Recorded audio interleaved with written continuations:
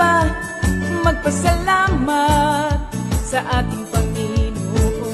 Tayo na kumanta, sumayaw sa saliw ng tugtugan, kay inang pagmasdan ang nagkakaisa at sama-sama magkakapatid.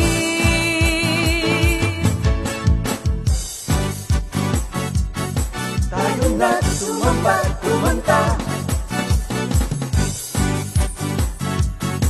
tayo na sumamba, sumayaw kay Jesus.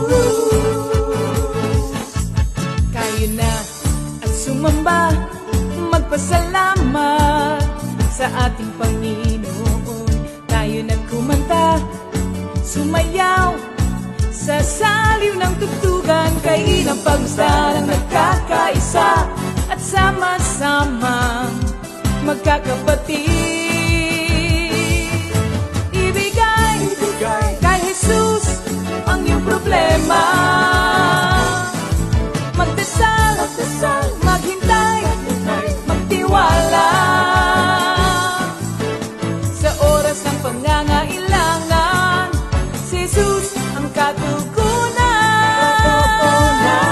Si Jesus ang ating Panginoon, kailanman di kanya iiwan. Si Jesus ang ating Panginoon, kasama sa lahat ng oras. Papuri at pasasalamat tanging sa'yo, alay. Tanging sa'yo, alay.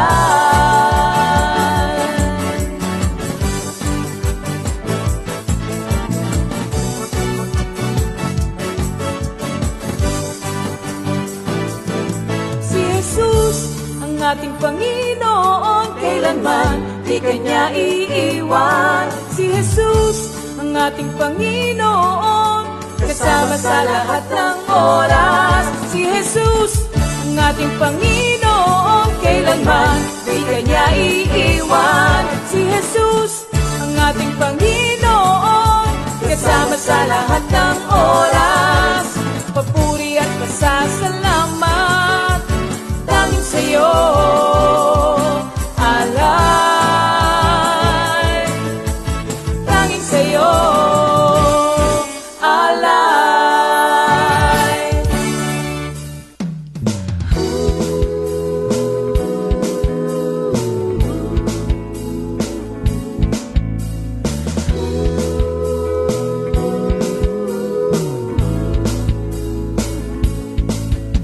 Pinagpalang buhay ang kaloob ng Diyos sa lahat ng tao.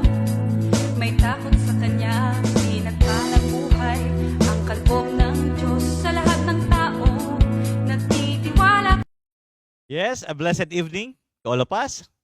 Welcome once again to our midweek Bible study.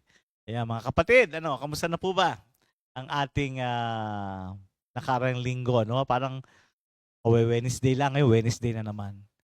Yan ay bunga ng kabaitan ng ating Panginoong Diyos na hindi siya nagkukulang sa atin, na tayo'y gabayan, patnubayan ng kanyang mga salita. Laging merong bago. Yan.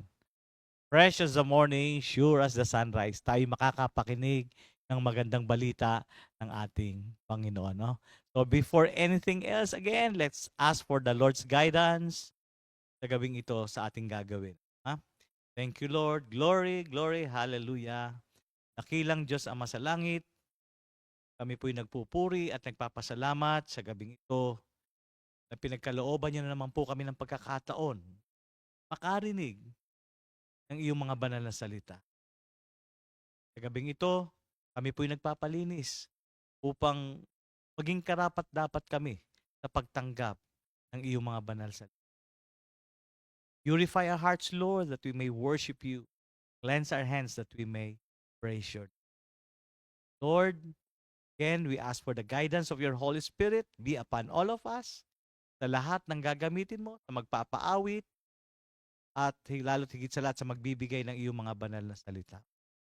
May your name be glorified tonight, Father God. Again, yours the highest praise, glory, and honor In Jesus' mighty name we pray. Amen. Okay. So may mga ilang announcement po tayo sa gabing ito. Sa May 11, may magaganap pong Life in the Spirit Seminar sa Makati, sa Prime Power. Yan, sa Cramsis po ito gaganapin. Ano, ha? Imbitado po dito ang mga taga Makati. Lamang po, ano po, Makati area. Kaya nga po Makati area eh. At kasi po yung place is medyo maliit lang. And of course, May 11 po, 9 o'clock in the morning, LSS din po ito. Gaganapin po sa Terra Resort, Barangay Kalumbitin, Kuya po, Nueva Ecija. Together with Tarlac, with the Comfy Tarlac Group, Panike, Kapas, and Bulacan. And itong LSS po ay open to all members who are already attending our prayer meetings and fellowship. Hindi ho pwede dito yung bagong attend lang, naimbitahan. Lalo tigit sa lahat yung basta naimbitahan lang. May LSS kami, hindi pa nakaka-attend ng prayer meeting. Kasi po, pag wala pa siyang idea kung ano po tayo, yung ating community. Kaya kung siya nakaka-attend ng prayer meeting, of course, nakarinig na yun ng Word of God. And knowledgeable na siya sa kanyang ina-attend ng community. Ano? Kaya napakahalaga na ang a-attend ng LSS ay nakaka-attend na po ng prayer meeting at ang ating fellowship. And of course, meron po tayong blessing from the Lord, annual flu vaccine. Ito po yung sinasagawa ni Dr. Fidere every year, 4 strains. At may share po tayo na 1,200 per person. Ito po yung magaganap sa April 27, 2024 and it is a Saturday. Ano po mga kapatid? So, deadline of confirmation sa April 25 po. Kailangan bago mag-April 25, settle na po tayo. Nakabayad. Bayad na po tayo at yan po ay bukas na mga kapatid. Ano ha? Okay. Yung payment ay on the day itself po. Yung reservation po napakahalaga para alam ni Doc kung ilan po yung dadalhin niya. Kasi hindi pwede magdala po ng sobra mga kapatid. Yun lang pong eksakto. Yan. And for reservation, ang ating kukontakin, of course, mga comfy workers, most especially yung nakatira dito sa Comfy Worship Center. Ano ha? Okay. At of course, hindi natin makakalimutan ng mga kapatid nating nagdiriwang ng kanilang very special day. At mukhang marami-rami ito. Yan. Tingnan natin ha. April 24, 2024. Happy birthday, Sister Carmen Sebastian. Happy birthday, sis. Sister Carol Del Rosario. Yan. Sister Hannah Lopez. Sister Helen Joy Sahul. Sister Renalyn Yuson. Sister Princess Estanislao. Sister Frances Petriolo. Sister Minda Gonzalez and Brother Rogelio Olar Jr. Happy birthday mga kapatid and enjoy your special day. God bless us all.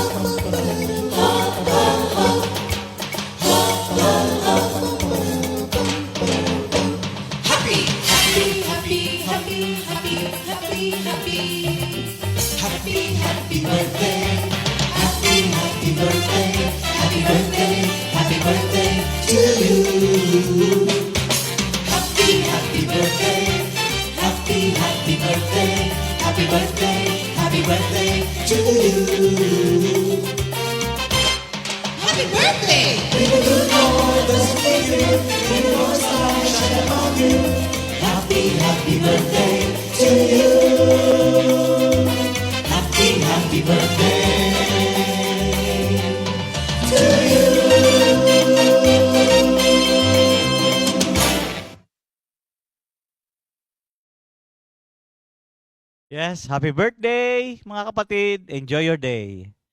Yan. So, tawagin na po natin yung ating mga kasama sa bahay, gaya ng ginagawa natin every week. See to it na lahat ng ating kasama sa bahay ay kaisa natin sa pagpupuri, pagsamba sa ating dakilang Diyos. Tonight, let us welcome our praise and worship team. Praise God! Glory to God! It's another day to praise and thank the Lord. Salamat sa Panginoon. Hallelujah! Ayan. Hello po mga kapatid. Ihanda na po natin ang ating mga sarili upang umawit at magpuri sa Panginoon. Amen. Thank you, Lord. Good day po sa lahat. Mag-uumpisa na po tayo. And God bless din po. Thank you, Lord. Now all glory to God who is able, through His mighty power at work within us, to accomplish infinitely more than we might ask or think. Glory to Him in the church and in Christ Jesus through all generations, forever and ever. Amen. Thank you, Lord. Amen! Let's give a clap offering to our God. Hallelujah! Praise God! Thank you, Jesus. Amen. Awit na po tayo sa Panginoon.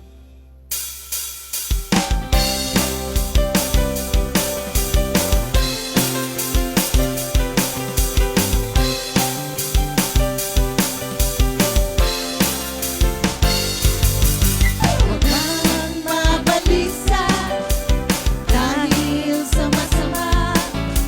Huwag mong kaingitan, likod nilang gawa. Katulad ng damo, sila'y malalangkat. Tulad ng halaman, matutuyo sila. Umasa ka sa Diyos, ang mabuti gawin, at mananahan kang ligtas sa lupain.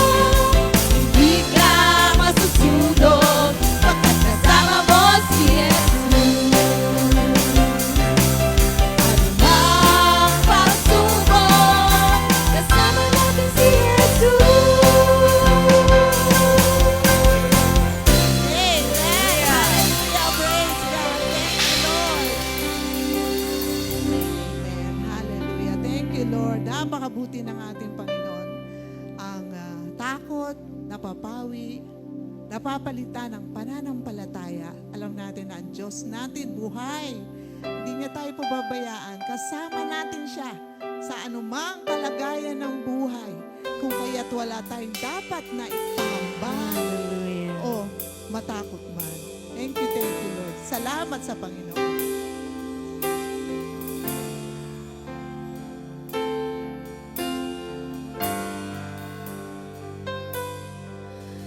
Uunahin kong lagi ang Panginoon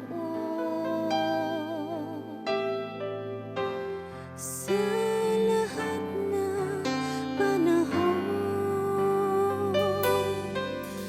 Aking bubunitain mga ginawa niya noon, magpahanggang ngayon. Uunahin ko lagi ang Panginoon sa lahat ng panahon. Aking gugunitain mga ginawa niya noon, magpahanggang ngayon. Lagi ako mananabik sa iyong mga salita. Lagi ako umaasa sa iyong kalinga. Aking pagkahangarin,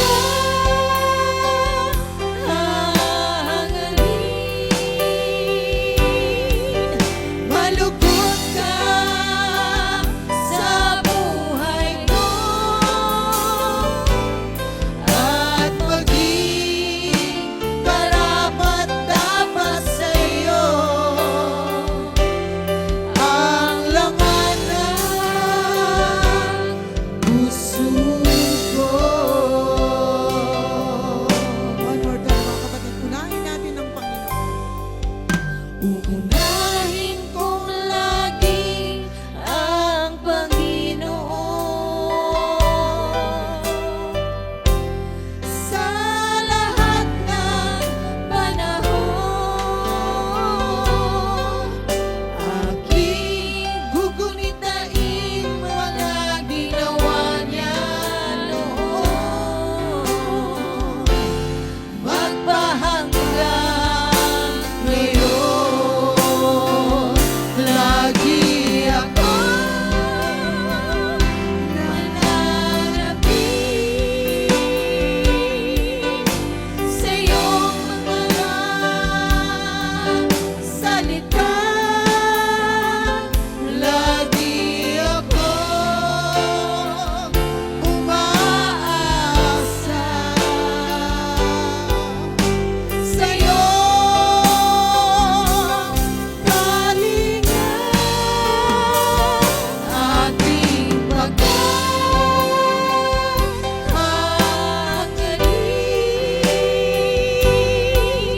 malugod ka sa buhay ko at maging karapat-dapat sa iyo ang laman ng puso ko.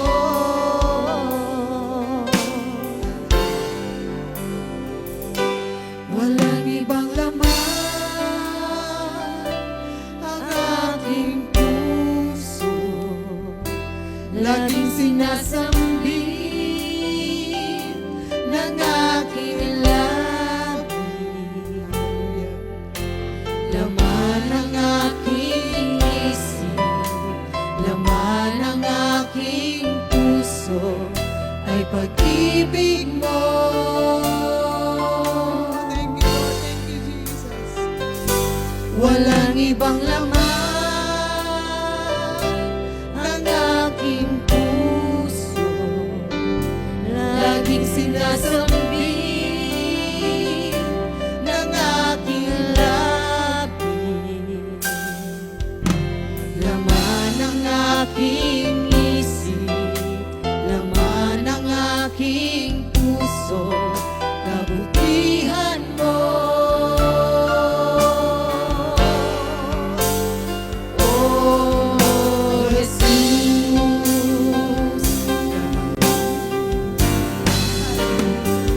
kamangha-mangha ang iyong mga gawa, kamangha-mangha ang iyong mga salita, di kayang sukatin, di ko kayang abutin. Kamangha-mangha ang iyong mga gawa, kamangha-mangha ang iyong mga salita, di kayang sukatin, di mo kayang abutin. Jesus ang pag-ibig mo.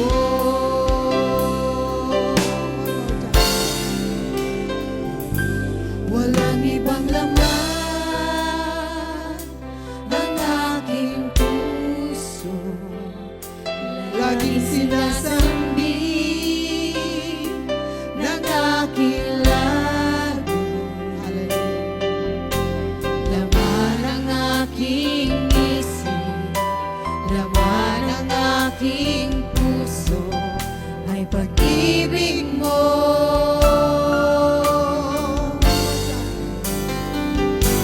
Walang ibang laman ng aking puso, laging sinasambi ng aking labi. Laman ng aking isip, laman ng aking puso, kabutihan mo.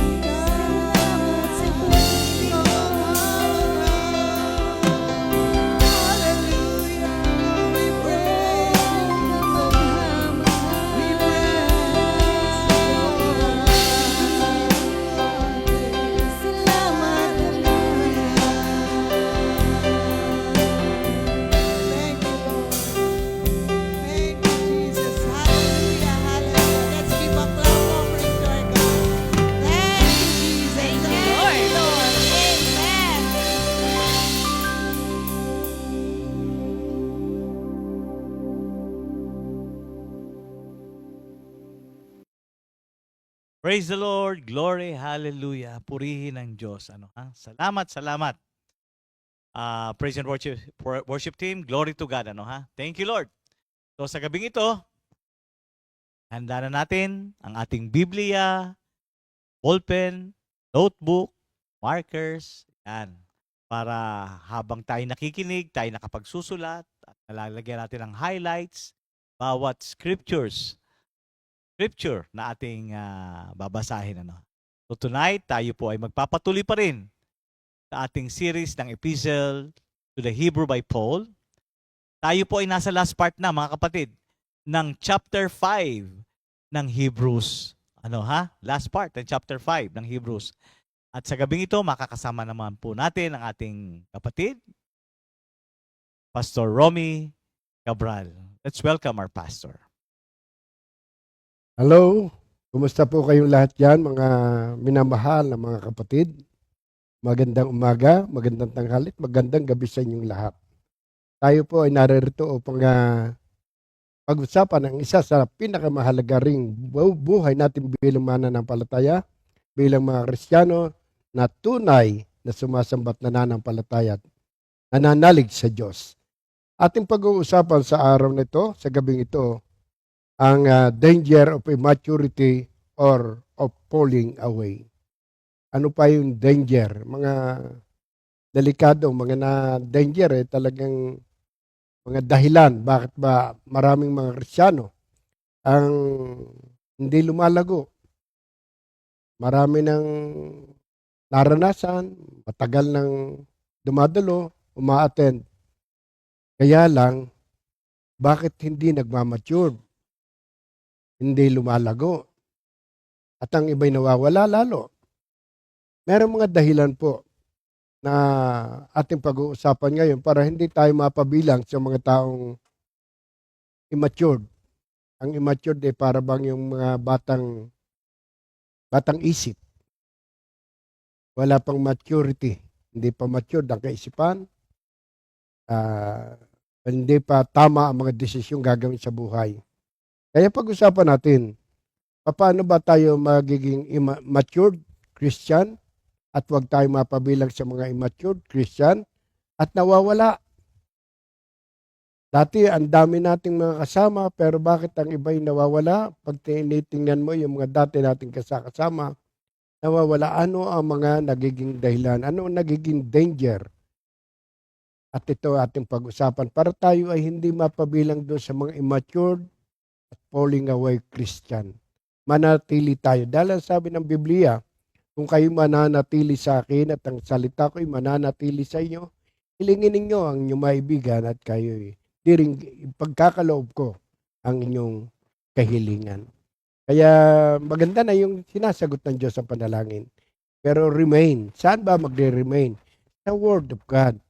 Kaya ang isa para maging matured,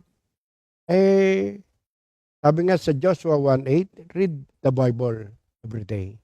Meditate it day and night para mag-mature. Parang ang pag-aaral para ka nagsimula sa grade 1, grade 6, high school, college, tuloy-tuloy. Walang katapusan.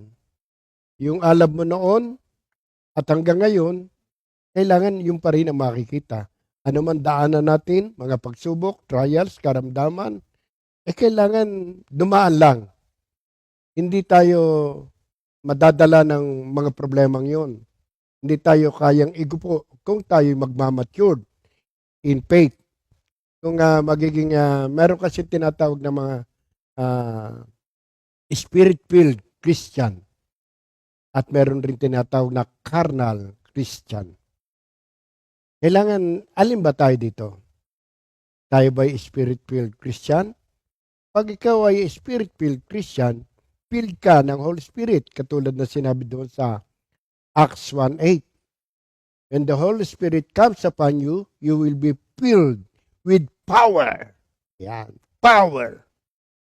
At pag ikaw may power from God, yun ang iniwan ni Jesus yung kanyang Holy Spirit para maging powerful ang buhay nating mga Christian. Nakita niyo yung 12 disciples? nang makita niya na siya bumalik at may ano ang binigay niya, Holy Spirit, tanggapin niyo ang Espiritu Santo. At sa pagkatanggap, ano nangyari? Naging patotoo ang buhay nila. Kailangan ganun po. Naging fruitful.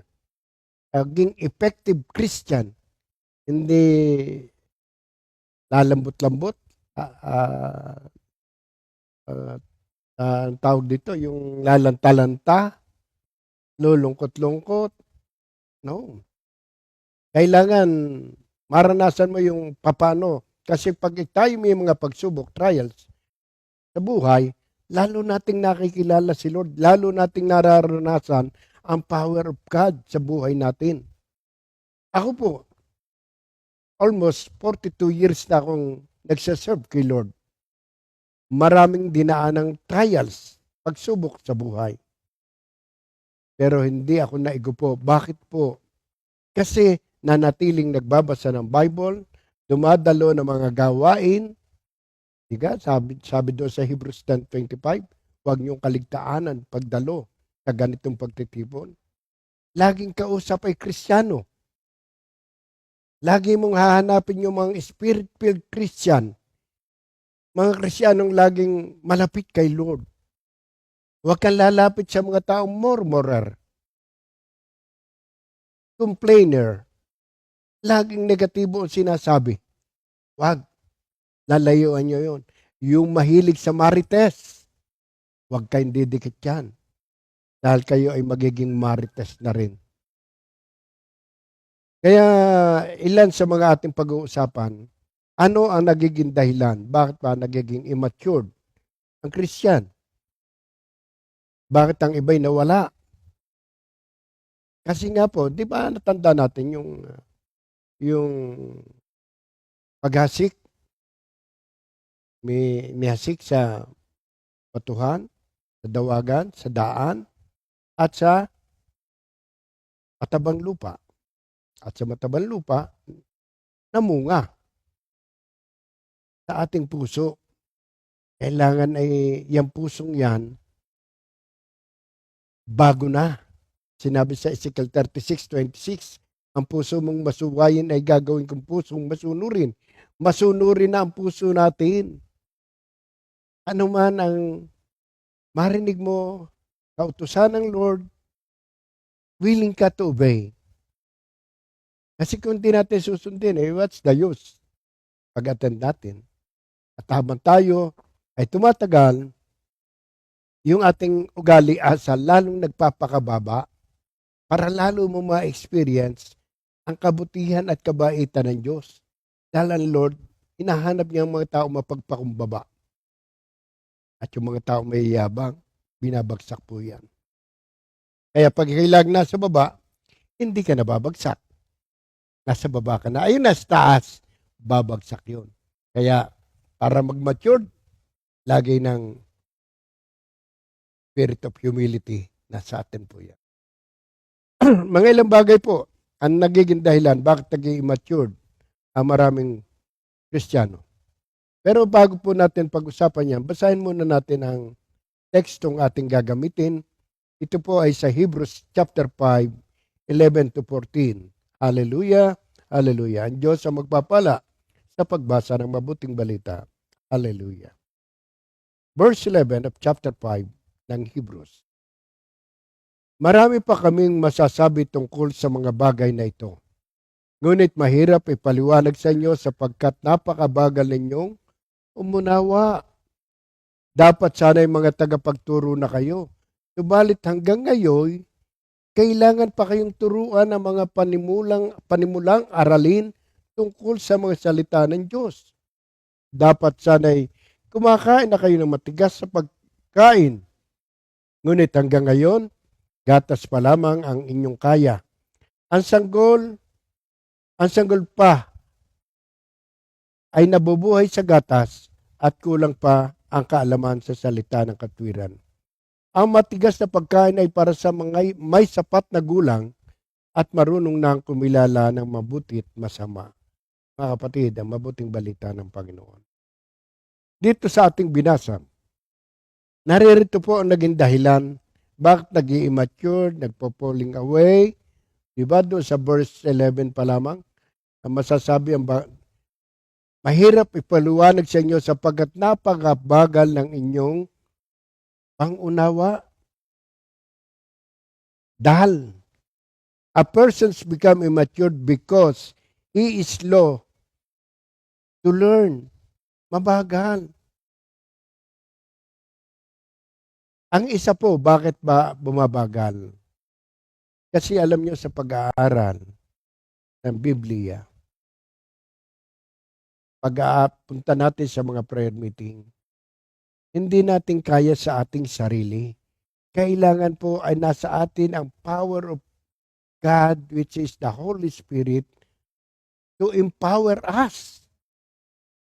Para sa ganun, ano mang pag-uusapan, ano sabi sa Luke 12:12, ang Holy Spirit ang magtuturo sa iyo. Kaya ang Espiritu Santo, tagapagturo. At pag nasa iyo Holy Spirit, madali nating maunawaan ang ating pag-uusap at pag-aaralan. Pero pag ginamitan mo yan ng sarili mong karunungan, sarili mong kaisipan, I'm sorry. Kahit anong gamit mo, kahit anong talino mo sa eskwelahan, hindi kailangan.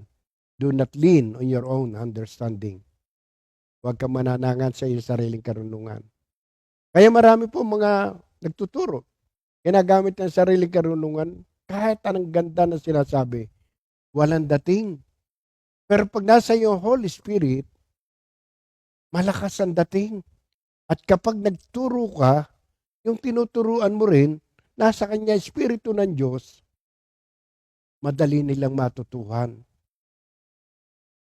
At makita sa atin, ang patotoo. Tulad po ng nang ako'y magamit ng Panginoon para makapag-disciple, makapagturo, makapag-convert na maraming believers at mga worker na ngayon ay ginagamit na mayroong pastor, ministers, at marami pa. Alam niyo po kung sa pagkatao ko, walang dating. Hindi makaka-praise ng maraming taong mananampalataya. Ginamit kong galing ko, wala naman akong galing. Ginamit kong talino, wala naman akong talino. Anong gagamitin ko para mayroong dating sa aking tuturuan? Para yung tuturuan ko, maunawaan nila.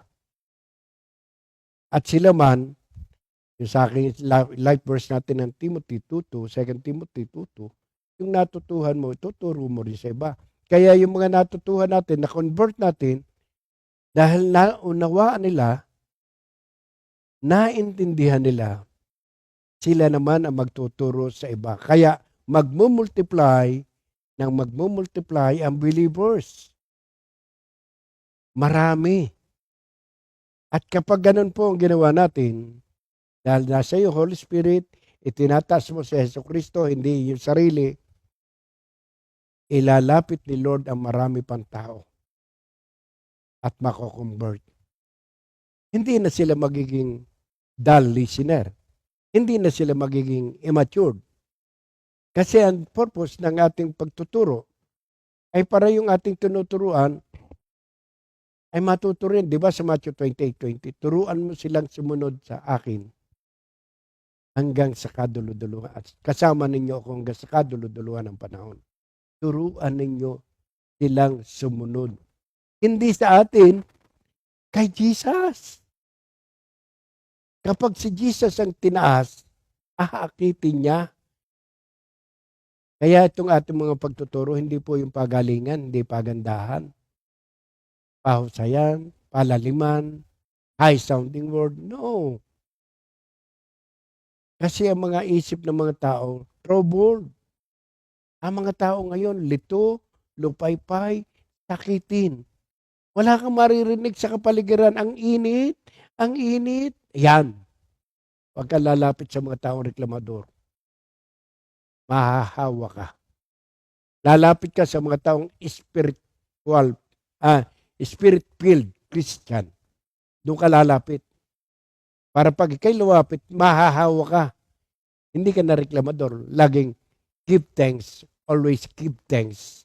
lagi ka magpapasalamat. Kasi natandaan nyo mga kapatid, yung mga taong reklamador doon sa Numbers 13, nagkamatay, hindi nakarating sa promised land. Kaya sa lahat na nakikinig sa oras na ito, huwag na po kayong reklamo ng reklamong mainit. Hindi nyo naman napalamig eh. Alam niyo po, ang bawat salitang negatibong ilalabas sa ating bibig ay nagiging curse. Tumpa, hindi blessing. Kasi hindi ka naka-encourage. Yung sinabihan mong ang init, sasagot naman siya, oo nga, naging baka tuloy siya. Yung iba pang makakarinig, siya nga. Ilan na? Kaya kahit hindi masyadong mainit, pakiramdam mo mainit, tag-iinit ng katawan mo, saka sabi mong mainit.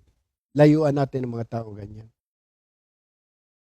Lumapit tayo sa mga taong positibo ang kaisipan, positibo ang buhay, anuman danasin sa buhay, maganda ang pananaw niya.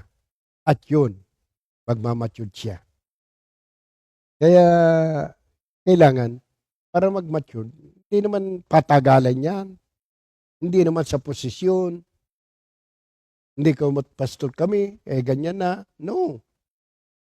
Marami. Sabi ng Biblia, maraming nauna na mahuli at nahuli na mauna. Hindi yung pagalingan, hindi patagalan.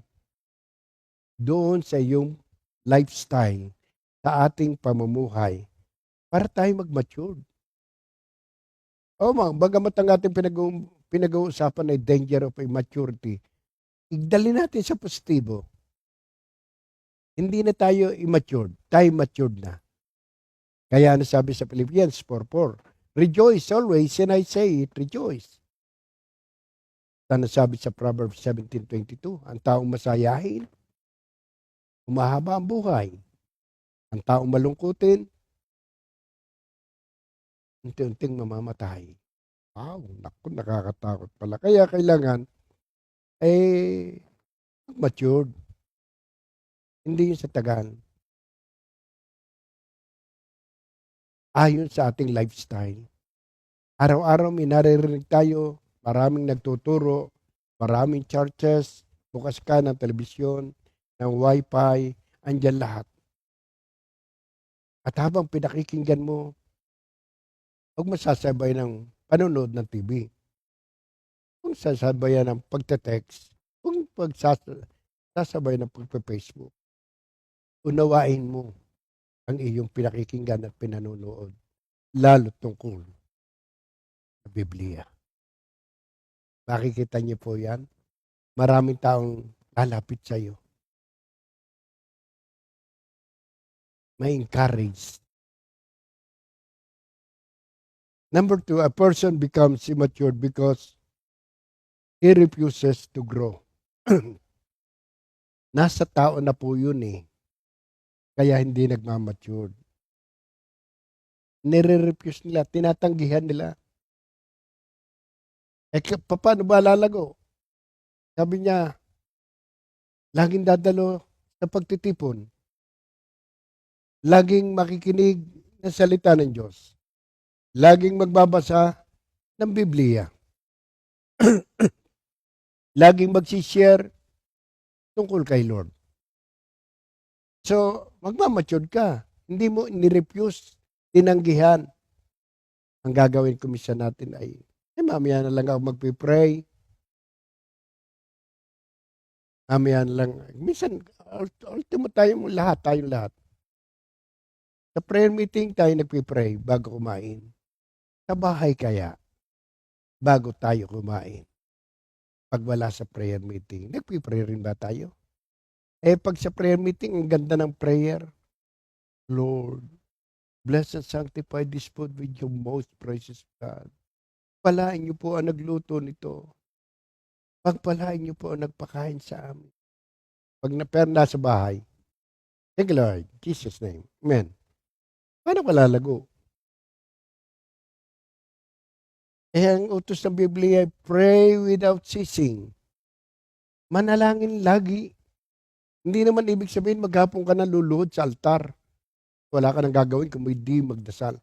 Kahit nasa karsada ka, kahit nagdadrive ka, Papark ka lamang, Lord, bigyan niyo po ako ng parking. Tatawid ka, Lord, protektahan niyo po ako, Lord.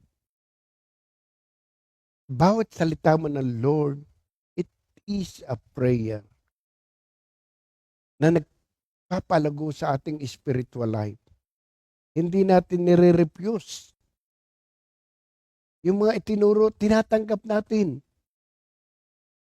Diba ano nga sabi doon sa Romans 10:17? By hearing and hearing the word of God, faith. Habang nakikinig ka, lumalago ang pananampalataya mo, pumasok sa tainga, pumunta sa isip, na-analyze ang iyong narinig, bumaba sa iyong puso, naging pananampalataya, Romans 10:8-10, naging pananampalataya at i-declare ng iyong bibig. Nagkaroon ng power ng faith without action is that nagkaroon ng action. Sinabi ng iyong bibig, I am blessed, I am strong, I am healthy, I am rich, I am blessed to be a blessing to others. Yun ang lumabas sa bibig mo. Kasi, yun ang narinig mo. Ipinamuhay natin.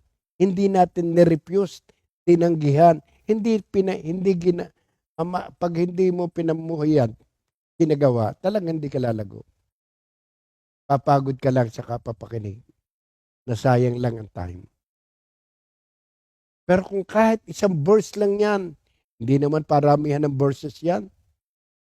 Isang verse lang at pinamuhay mo yung isang verse na yun. Kahit isang word lang, yung love, ay katumbas na yung buong Biblia.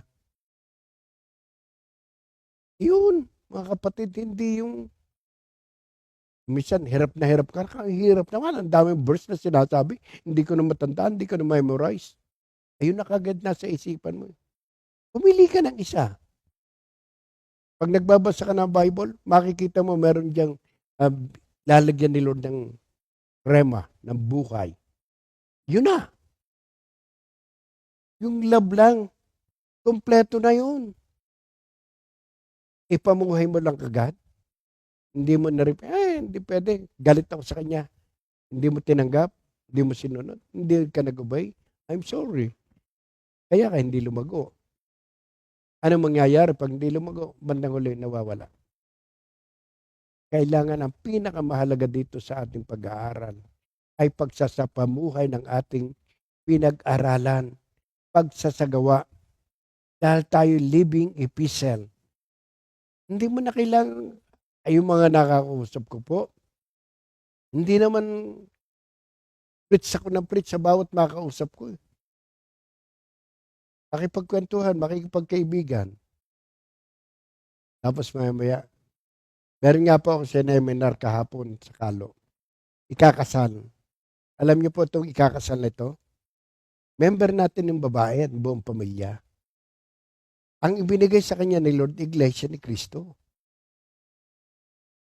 Kahapon sineminar ko sila. Sabi ko, alam nyo, hindi usapin dito ang relihiyon. Kung ano ka, ano siya, pero maganda. Bago sila ikasal, na-convert sa kompi. Yung lalaki, yung Ivan, na Iglesia ni Cristo. Lagi nang tumutulong sa akin maglinis sa church, halo. Pag merong gawain, naroon. Prayer meeting, laging sumusunod ma-attend na prayer meeting. Sabi ko, hindi magiging usapin. At huwag niyong pag-uusapan yan. Ang mahalaga, yung love niyo, pagkakasundo, respeto sa isa't isa, pagmamahalan. Pag merong tampuhan, pagtutulog ng itampuhan. Natuwan-tuwa ako sa kanila. Excited sila sa kanilang kasal. Pati yung pamilya ng Iglesia ni Cristo. Natandaan ko dati, nagkaroon rin dito ng ikinasal na Iglesia ni Cristo. Isang pamilya, napangasawa ni Brother Cham. Herad. Buong pamilya noon, namatan dito. Nakita niya yung magandang relasyon natin. Pati yung mga nakikinig, pati yung mga pamilya niya, mga kapatid niya, naging close rin namin, naging kaibigan rin namin, mga kapatid. Ay kung laging pinag-uusapan, dito sa amin ganyan, dito sa amin ganito. No. Kwento mo lang ang buhay mo. Patotoo yun, witnessing na yun. At makikita mo, dahil may breath of the Holy Spirit, may power of the Holy Spirit, ang witnessing mo, Acts 1:8, sa witnessing pa lamang, makikilala nila si Lord. Hindi mahirap. At number 3, a person becomes immature because he is not acquainted with the word. Hindi pinahalagahan ang salita ng Diyos. Glory to God po. Ako'y nag-mature dito sa Compi nang ang mamiligaya'y buhay. Hindi niya kami paalisin ng walang word. Kailangan huwag kang alis nang wala kang baong word. Tatawagan ka nun. Bakit umalis na kayo? Wala pa kayong word. Every day, yung daily bread. Yun po ang isa sa minana ko sa mamiligaya. Kaya kahit tumagal ako ng ganito, still, kung ano ako noon, ngayon, ganun pa rin. Walang pagbabago. Sabi ko nga sa iba, tawag sa akin, Brother Romy, okay lang po yun. Hindi naman mahalaga yung posisyon. Ang relasyon ang mahalaga po. Okay lang po sa akin tawagin niyo akong brother. Huwag niyo lamang akong tatawagin sister. Yun ang hindi ko papayagan. Pero hindi sa posisyon. At ultimo alam nyo, kahit nga pag ako'y nasa Pilipinas, talagang bihira ako magturo ng English, pero marunong ako mag-English. Naasan nga ako pabalik-balik ako twice sa Athens, Greece, sa Malaysia, Singapore, Thailand. Nagamit rin ako ng English. At nagtrabaho ko sa mga hotel. Kailangan bawal doon na magtagalog. Pero pag ako naririto at nagtuturo ng salita ng Diyos, dahil mga Pilipino ang aking tinuturuan, Pilipino, Tagalog ang ginagamit ko. Mas madali nilang ma-quote, maunawaan, maintindihan ang aking sinasabi dahil yun ang lifestyle nila.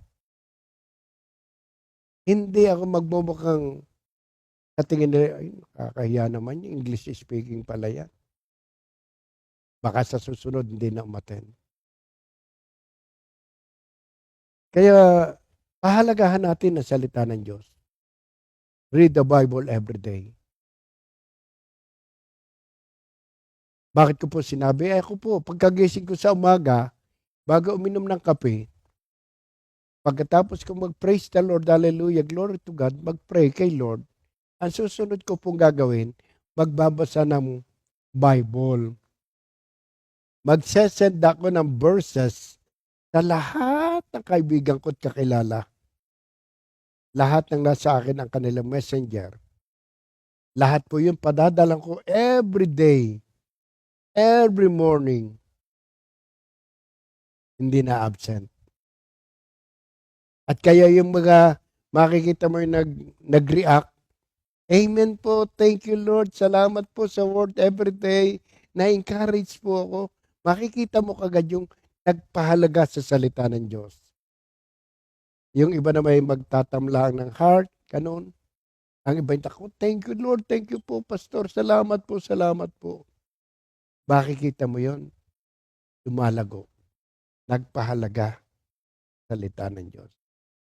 Pero yung iba, hindi nagre-response, parang wala lang, ganun. Kaya hindi yun magmamatured. Hindi nila pinahalagahan, nilagay sa puso. Nabasa lang, nalagay sa isip, pero sa puso hindi. Kaya walang grow, walang paglago sa pananampalataya. Kailangan mag-matured. A person becomes immature because he does not train his mental and spiritual senses. Hindi niya minentain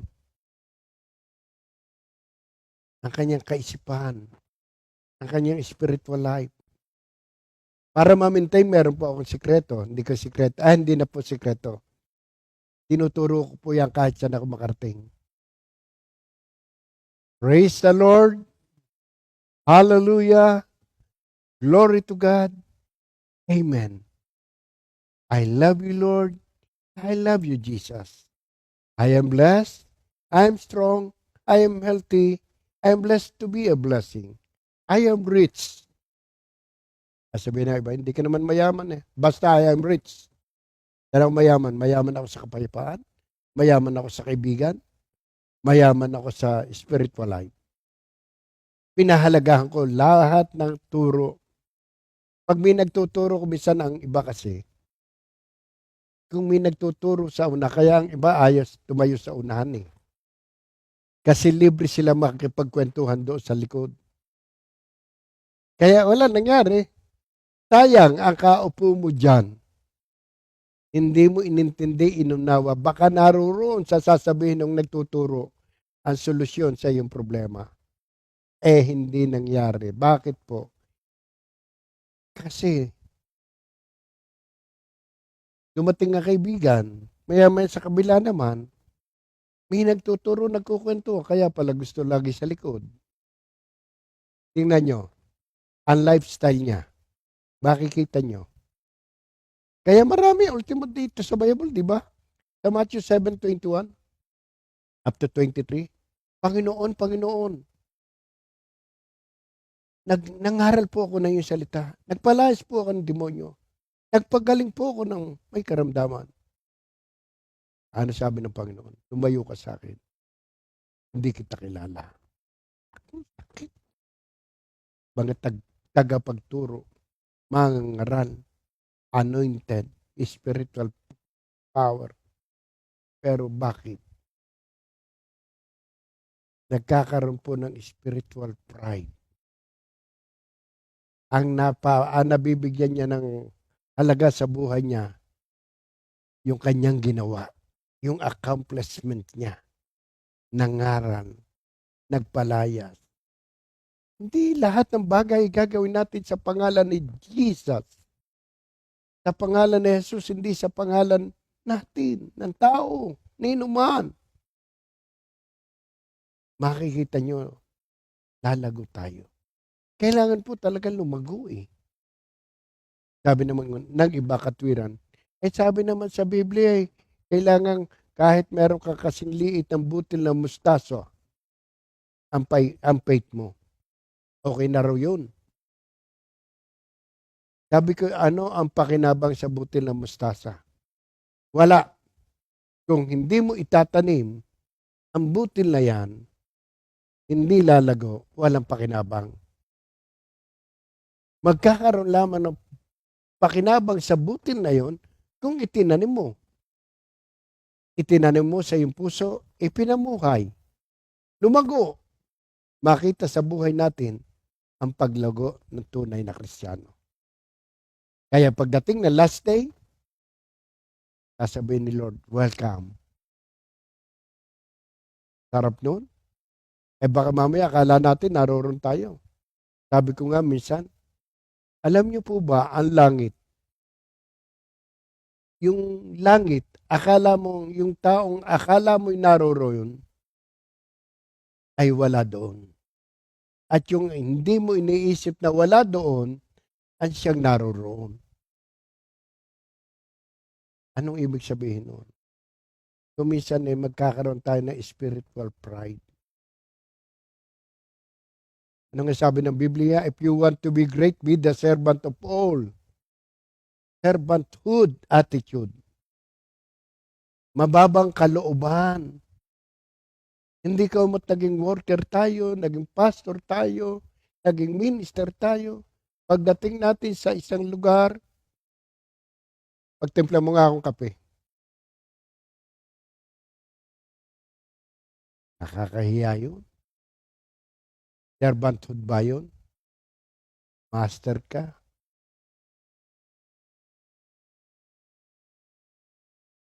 Kaya mga kapatid, gusto nating lumago sa pananampalataya, huwag tayong maging immature, huwag tayong mawala. Simulan nyo, humanap ng taong spirit-filled Christian. Humanap ng taong lagi nagpapasalamat sa Diyos. Lumayo sa taong laging walang ginawa kundi magreklamo, mag-complain, mag-murmur. Layo kayo dyan, layo dyan. Layo kayo sa mga taong mahilig sa marites. Pinag-uusapan ang kapwa-tao, buhay ng kapwa-tao. Layo. Lumayo kayo sa mga taong negatibo ang pananalita. Halip, dumikit kayo sa taong laging praise the Lord. Hallelujah. Yung bagang pag sinabing, kumusta ka na po, brother? I'm so blessed by the Lord. Di ba? Yung lagi nakasmile. Hindi laging, ang init. O nga. O nga eh. High blood na yata ako. So be it. It shall be done. What you confess you. Mag-iingat sa bawat sasabihin. Bawat sasalitain. Kasi meron na tayong Holy Spirit na nasa puso natin. May power na ang bawat sasabihin ng ating bibig. May kapangyarihan na yan. Tanda ko po ng last week, 2 weeks ago, sa prayer meeting namin sa Marcelo. Pagbaba namin ng sasakyan, sinalubong na ako nung Sister Lisa. Pastor. Oh, bakit po? Ipag-pray niyo po ang anak ni Lisa. Nawalan po ng lakas, hindi makatayo. Hindi makagalaw. Bata to. Tangkad. Bata. Isalubong uli ang nanay niya. Pastor, paki-pray over po. Lapit kami ni Minister Ariel. Pinag-pray namin yung bata. Hindi talaga makakilos. Hindi makagalaw. Hindi pwedeng galawin. Masasakit ang katawan. Sabi ko yung Minister Ariel, patanggap mo kay Lord. Patanggap mo si Lord sa kanya. Prayer for acceptance. Hindi ka agad pray ng pray. Lalo't hindi pa nila natatanggap si Lord, hindi pa nila alam yun. So prayer for acceptance, di ba yung turo ng Mami Ligaya ni Ninang Tess? Pinatatanggap kay Lord. Kasi iba na yung may stamp of ownership. Pinatanggap. Nang mapatanggap na, napasunod sa prayer, pagsalita naman, pinag-pray na namin. Pinatunga ko na ng kamay sa ulo. Nanginig yung kanyang paa. Nanginginig ang paa. Diretso prayer. Huwag kang doon sa panginginig. Diretso prayer. Pray for the healing. Casting out the demons. Kung ano man pumasok dito ang demonyo. So, ganun ang ginawa kong pray over namin dalawa ng ministeryo. Sabi ko, okay na po. Pa-check nyo rin po sa doktor. So, maya-maya binuhat na. Nakaupo sa upo siyang ganito, binuhat na ng mga tao dahil hindi pwedeng igalaw, hindi pwedeng gumalaw, tumayo, umupo, hindi pwede. Binuhat na. Yan na kayo nasa sasakyan. Inala sa doktor. Aba, nagulat na lamang po ako ng gabi. Nag-text yung Sister Lisa. May Pastor Romy. Nag-text din kay Minister Ariel. Pastor Romy, lumalakad na po si Arthur. Wow, praise God. Magpasalamat kayo kay Lord, hindi sa amin. Hindi kami ang nagpagaling, si Jesus. Huwag mo nating tatanggapin. Parang, anointed ako. Talagang matats. No. Si Jesus ang itataas. Si Jesus, ibabalik mo sa Kanya ang papuri, hindi sa'yo. Pag sa'yo yun, falling away ka na yan. Di yan nawawala ang tao pag tinatanggap ang papuri. Kaya, kailangan tayo mag-matured sa pananampalataya. Huwag tayong immature. At alam nyo, pag ikay nagmamatured na, magiging fruitful Christian. Mamumunga. Mamumunga ang iyong pagkakristyano. Hindi yung antagal-tagal mo na sa gawain, ikaw pa rin lamang mag-isa. Ang pamilya wala pa rin. Ang tagal mo sa isang lugar, hindi na dumami ang prayer meeting, hindi na lumago. Ano nangyari? Ikaw mismo search your heart. Baka ikaw ang immature. Dahil kung mature tayo, talagang sasabihin natin with power. Ang mga tao ay mahahanapin, makikinig sa mga pagtuturo. At makikita mo, lumalago sila. At ang miracles ng God magmamanifest. Kaya mga kapatid, baka nasahin nating lumago sa pananampalataya. Huwag tayo maging immature. Kailangan nag-matured. Ang matured Christian namumunga na sagana. Doon sa John 15:16, pinili ko kayo para hindi kayo ang pumili sa akin, para mamunga.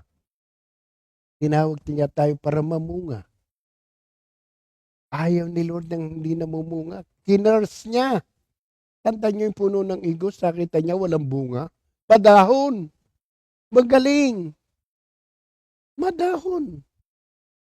Pero nang hinanap ang bunga para kainin, wala.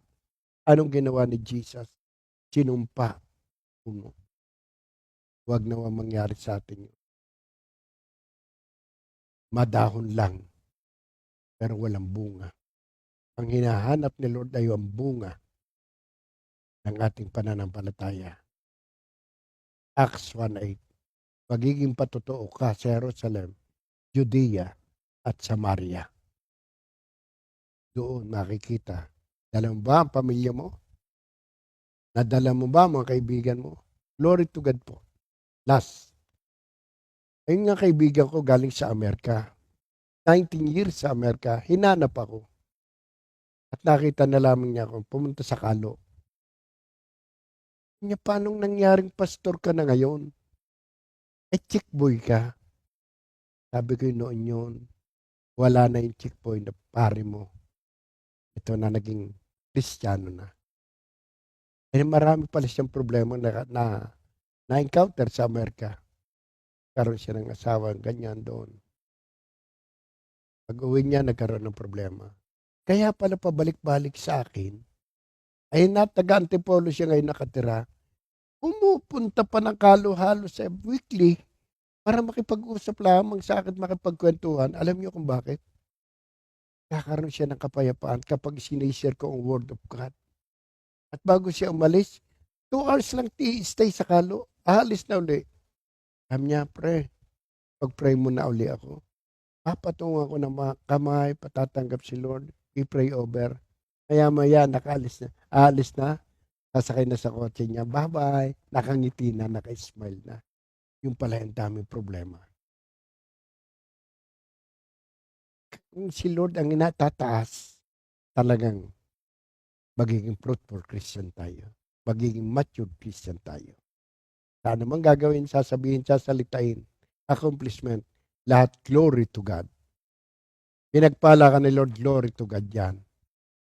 Ang lahat nasa iyo, glory to God yan. Kaya salamat sa Diyos sa umagang ito at sa hapong ito, sa gabing ito, tanghaling ito, magandang araw sa ating lahat. Tayo po'y manalangin. Dakilang Diyos, sa aming amang mapagmahal, napakabuti mo, napakabait mo sa amin. Ikinagay mo kami sa buhay na kalugod-lugod sa iyo. Buhay na may pagkaunawa. Ipinamumuhay ang salitang aming naririnig. At kami nagiging patotoo at nagmamature ang aming pananampalataya. Hindi na kami taong namumuhay pa sa dating nakaraan sa mga aral na kung ano-ano. Ngayon, tanging sa Biblia, aral ni Kristo. Aral ng Biblia ang binibigyan namin ng oras panahon sa aming buhay. Kaya salamat Panginoon. Nabago po aming isip, ang aming puso, aming pagkatao. Ito'y nakikita maraming tao. Hindi man kami magsalita. Kaya salamat po, nawa Panginoon sa lahat ng nakinig ng Bible study ito. Mapagpala mo po. Ano man ang kanilang dinadaan ay maibsan ang mga suliranin. Ang karamdam ay magkaroon ng kagalingan. ang mga nangangailangan ng mga financial, Lord, Philippians 4:19. At lagi po silang samahan, magkaroon ng tagumpay. Exodus 33:14. Samahan mo sila at bigyan ng tagumpay. Maraming pong salamat. Lagi mo kaming sasamahan sa buhay na ito. Hayaan niyo po na laging ikaw lamang, Panginoong Jesucristo, ang maitaas namin sa aming buhay. Maipakilala ka namin sa mga rami pang taong lito, lupaypay at sakitin. Thank you, Lord God. We love you and we glorify your name. In Jesus' name we pray. Amen. God bless you all. Jesus loves you.